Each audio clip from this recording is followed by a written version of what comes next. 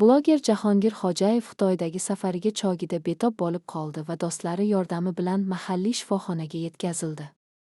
Xitoydagi safar o'z nihoyasiga yetdi. Oxirgi 2 kun 39-40 isitma bilan yotib qoldim. Alhamdulillah bugun yaxshiman. Yaxshiyam oldimda do'stlarim bor ekan, baraka topishsin. O'zinglarni ehtiyot qilinglar Toshkentda ko'rishguncha. Hozirda o'ylayapman deb tanishim yozdi.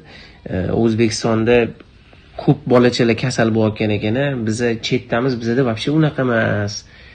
Bilasizmi nimaga? Bu havodan dedi. Men ham bunga qo'shilaman. Havo mana yaqinda Xitoydan kelib qo'ndim, qo'nayotganimda Toshkent shunaqa chang edi do'stlar. Shunaqa chang ko'rinib turibdi. Mana qavat-qavat. Nimadan bu?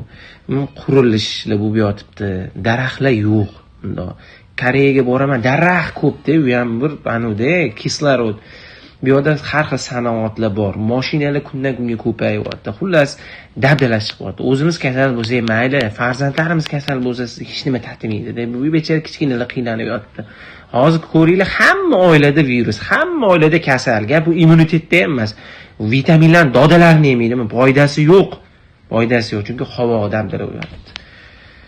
Men hayronman, bu yoqqa nima qilishadi, nima bo'ladi?